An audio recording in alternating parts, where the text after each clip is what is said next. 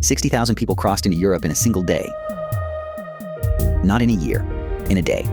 The biggest single-day crossing this continent has ever recorded. Nobody breached the fence. Nobody cut a wire. They swam around the most fortified border on Earth on children's pool floats. And the question isn't how, it's why it was suddenly possible. Some say Morocco opened the tap on purpose, that it has Spain cornered. The opposition blames its own government. Rabat blames the smugglers. Everyone has a version. Nobody has proof. So let's go and see what actually happened. Because this is the story of a wall that was never really a wall.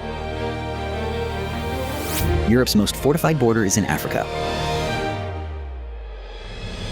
Because the place this happened is not where you think.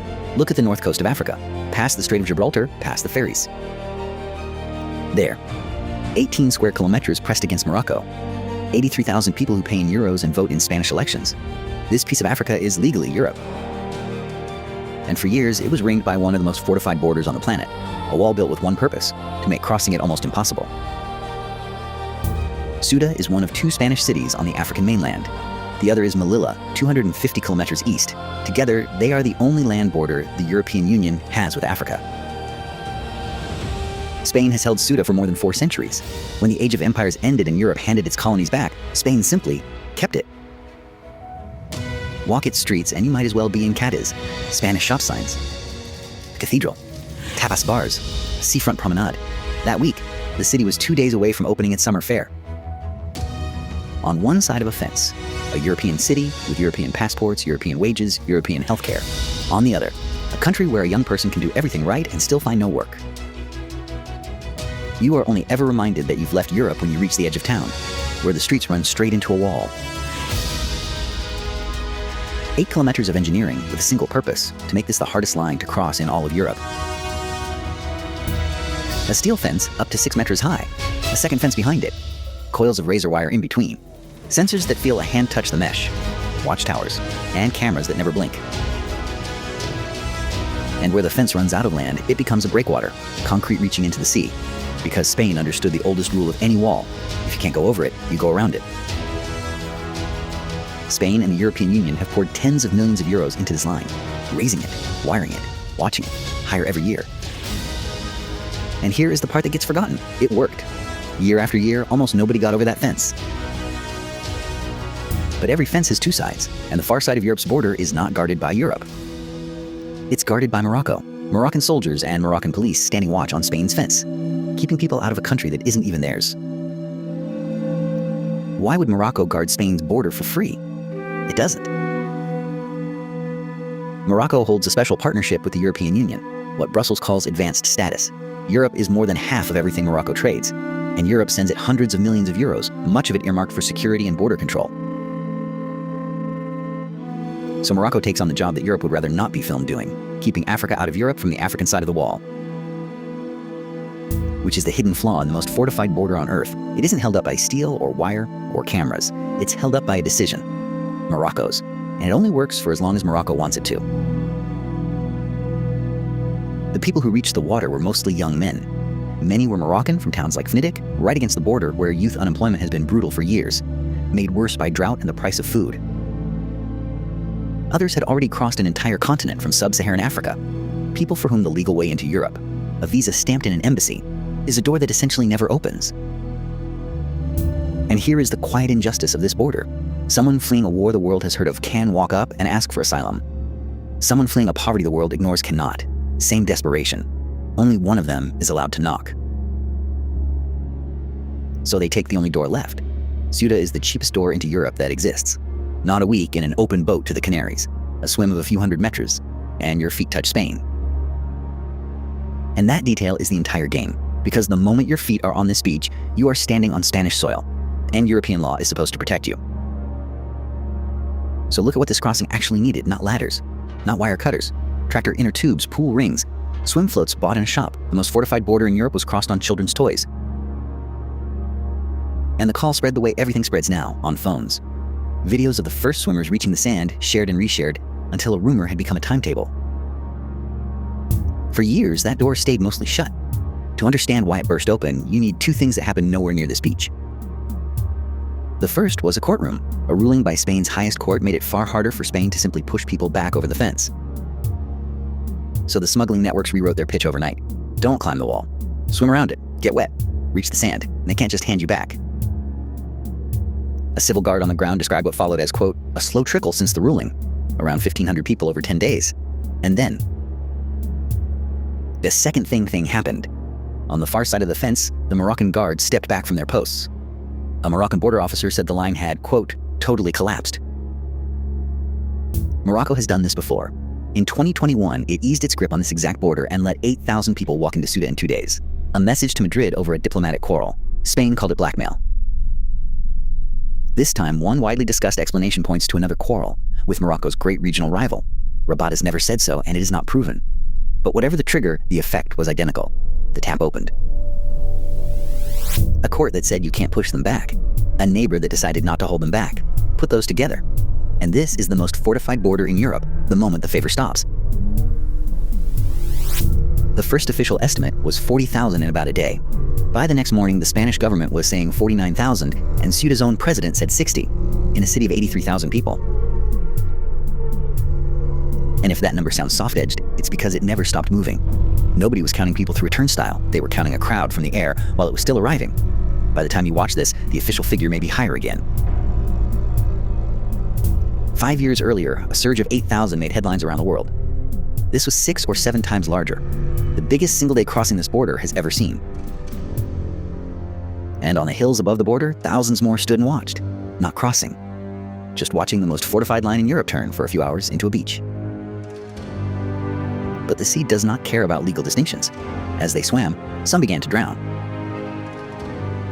And as Spanish officers pulled people out of the water, some were heard begging them in the little Spanish they knew not to send them back. Morocco, no. Long live Spain. By the next morning, at least 34 people had died making a swim of a few hundred meters.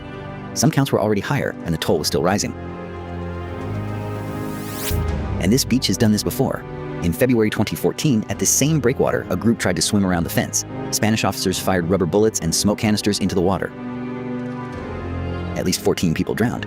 Only one of them was ever identified. No officer was ever held responsible. And at Melilla's fence in June 2022, it happened on land. A crowd crushed against a gate that opened only one way. At least 23 people died. By some counts, 37. The most fortified border in Europe is also one of its deadliest. That is not a failure of the design. For a wall built to deter, it is the design. While people were still being pulled out of the water, a very different fight was breaking out 300 kilometers north in Madrid. Because in Spain, this border is never only a border. The opposition blamed the man in charge, Pedro Sánchez, Spain's socialist prime minister. The main conservative party, the Partido Popular, called his response weakness, called it a matter of national security, and demanded soldiers on the streets. Its people were blunter still. Don't act surprised, they said, when crowds rush a country that, quote, regularizes 1 million migrants overnight. And Vox, the hard right, now Spain's third largest party, went further. Its leader called it an invasion and said every future, quote, stabbing and rape would have been imported by the prime minister himself. Critics call that xenophobic and false, and this video is not endorsing it. But it is being shouted from the floor of Parliament, and that reaction is now part of the story too. Weigh that against the simplest fact on that beach: not an army, not criminals. Mostly young men from towns 20 minutes away with no work, and a few hundred meters of sea between them and a European wage. But underneath the shouting is a darker suspicion, and it is not only the fringe that says it out loud, that Morocco doesn't simply pressure Spain, that it has Spain cornered. In May 2021, the very day he visited this border, the Spanish prime minister's phone was infected with Pegasus spyware. Spanish reporting has traced it to Morocco. Rabat denies it, as it denies every such claim. 10 months later, Spain tore up 50 years of neutrality and backed Morocco's position on the Western Sahara. Critics draw a straight line from the spyware to the surrender. The government calls it realistic. Nobody has produced a smoking gun. Morocco blames the smugglers. Spain blames its own courts. But here is what every side half admits. Whoever opened this border, a foreign government could. That is an extraordinary amount of power to leave in a neighbor's hands. Spain sent in the army. Armored vehicles rolled through a seaside city that a week earlier had been hanging bunting for its summer fair. The king phoned the prime minister, who flew south to the border himself. And before he arrived, police fenced off the center of the city and cleared the migrants from the streets he would walk down. a border town fencing itself off from the people it had just let in. But the shock did not stop at Spain's coastline, because Ceuta is not only Spain's border, it is Europe's border, and the rest of Europe reacted as if the wall had come down.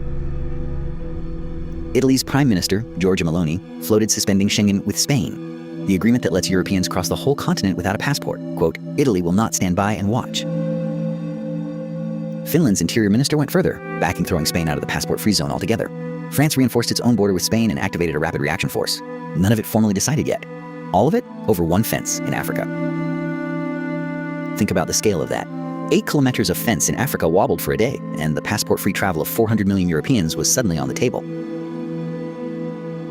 And then, almost as quickly as it had opened, the border began to close. The crowd on the beach reversed. By that morning, people were walking back into Morocco at 150 a minute. Within a day, more than 25,000 had gone back, turned around by exhausted aid workers, by angry residents, or simply because a city of 83,000 had nowhere left to put them.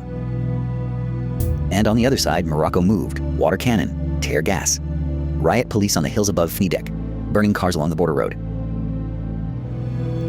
The favor was back on. And that is what the favor looks like when it is switched back on. Out on the water, Moroccan patrol boats slipped back in to pull swimmers out and carry them home. The guards had returned to their posts. Nothing about the fence had changed. Open the map again, and the border is quiet. The same 8-kilometer line that 40,000 people crossed is, days later, just a thin mark on the coast. Because the wall itself never changed. The fence is the exact height it was the day before. The cameras still never blink. What changed was a decision on the other side about whether to hold the line at all. Europe spent 30 years building the most fortified border on Earth, and then it was reminded what that border always was, not a wall that Europe owns, but a favor that Europe rents. A fence can stop a person. It was never going to stop a country changing its mind. You can follow this border yourself. Every crossing, every headline, every next crisis like it, on a public map that anyone can open. Zoom out far enough, and this stops being a story about 8 kilometers of fence. It becomes one line on a map that is moving everywhere at once. Free. No sign up.